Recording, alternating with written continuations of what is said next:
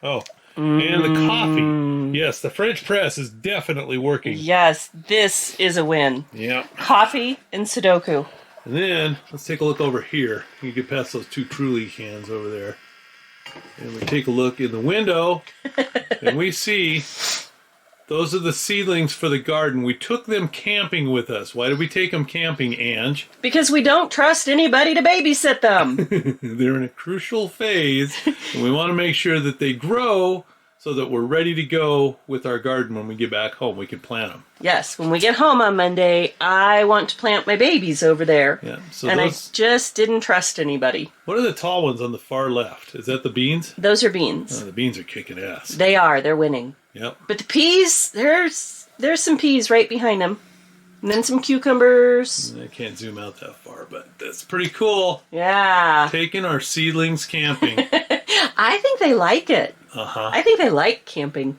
Yeah, we should take our garden with us wherever we go camping. I think we're going to have our best garden harvest ever this year because the seedlings got to go on an adventure. Yeah. Okay.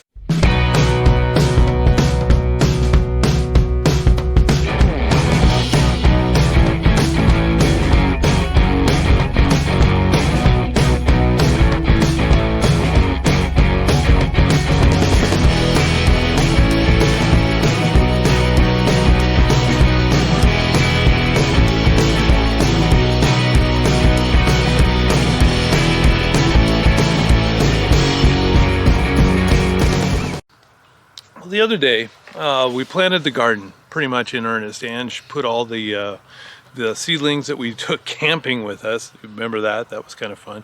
We took those camping with us simply because they were in a critical phase where she wanted to be able to monitor the watering very carefully and everything, and make sure that they didn't, we were going to be camping, and it was like, well, we just didn't want to leave them at home, so we brought them with us.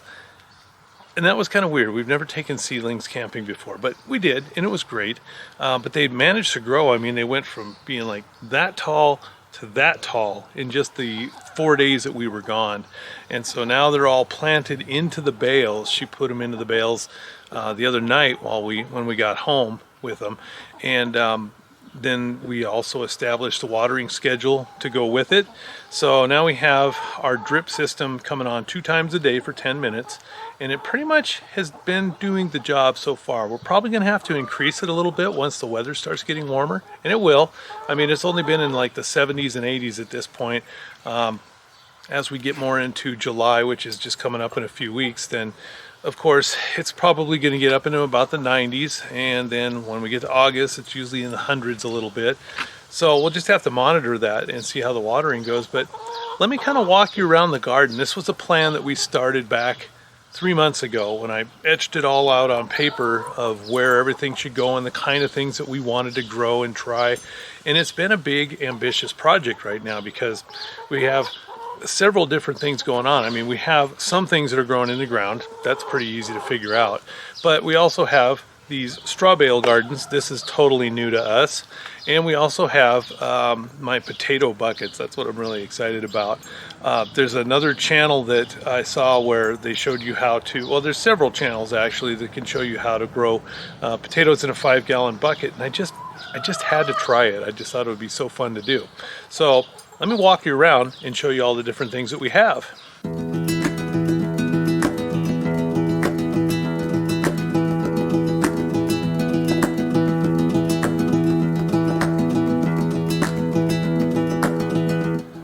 So let's start off with the garden boxes. For lack of better explanation, this has kind of become our YouTube garden. These boxes here are the design of the gardening channel with James Prigione, and these are his design. I mean, I just simply watched the video and gathered the wood and built them exactly to his spec. Now, back around here, these are the hoop tops that are going to go on them. By the time we got the boxes built and the hoops put together, we didn't really need the plastic tops because the frost, the early frost, or the late frost rather, late frost? I guess it's early frost in winter. I don't know. No, it's late frost in winter. Didn't happen anymore. So we figured, okay, we'll just go ahead and keep them back here. We are going to put the plastic onto them eventually, and then they'll be used as we get closer to fall, because that's when the frost is going to be back and a threat again. And we kind of want to extend our growing season into the fall, and those hoops will be plastified and put on top of these right here. So that's one thing. Here's the part that I was really excited about. This is the potato patch that I've started. So I got 4 buckets. I got a little drip thing putting about half a gallon in there. I think it probably gets about a half gallon a day when the system comes on. And let's see, there's a channel that we got the information from that off of, and that's a gardening channel with Hollis. I'll tell you what, I'll put it in the link. I don't want to screw up the name, but remember the gentleman's name who shows you how to do this. His name is Hollis, and they have built a homestead garden in a pretty suburban area, so it's pretty cool. But the things you learn on YouTube, and you can see, look at there, I am so proud of these guys. Look at, they're finally coming up. They were in there, they've been in there for about a week and a half, 2 weeks now, and they're just now starting to pop their heads up in here. These are going to be red potatoes, and I think I've got one golden potato in here. Oh, there's another one coming up just today. Ooh, look at. Ah, cool.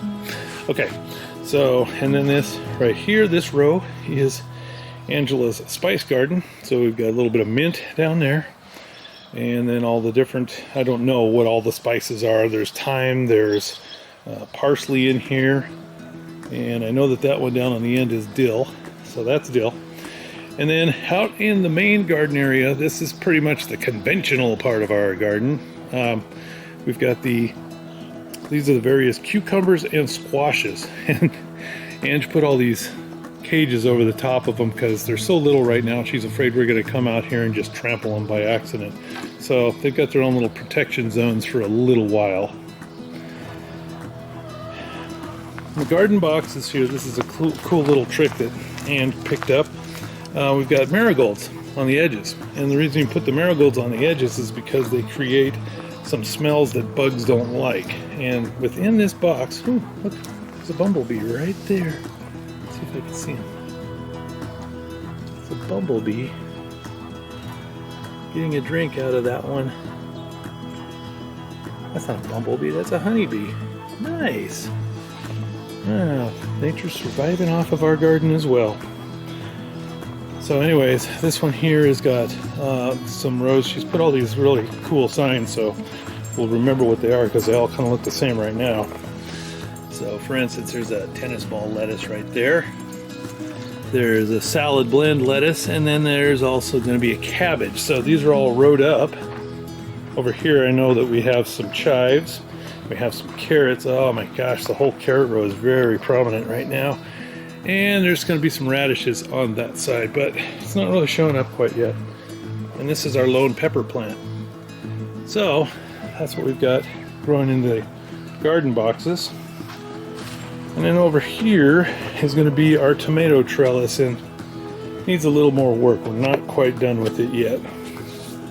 We need to build a trellis. We're going to put some poles up behind there so we have something to climb these tomatoes up on and prune them.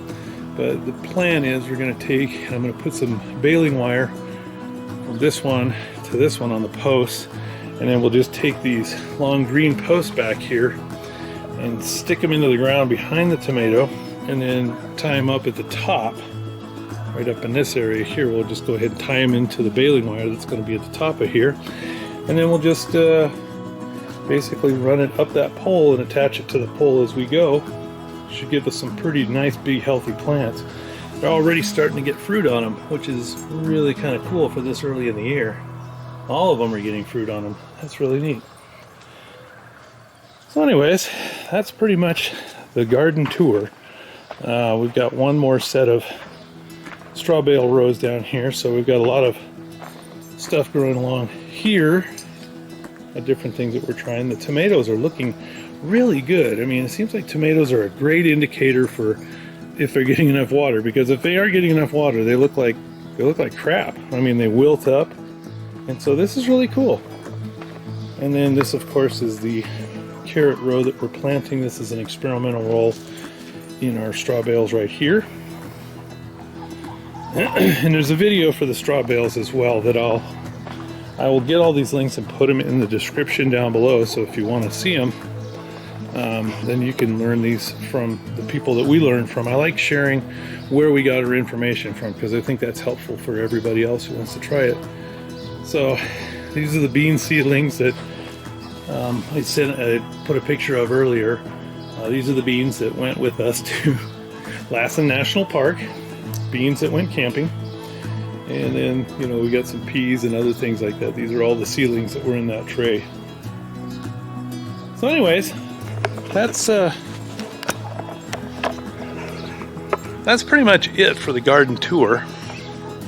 And you know, we got our buddies the chickens over here. They're all kind of hanging out, enjoying the shade in the morning while it's cool.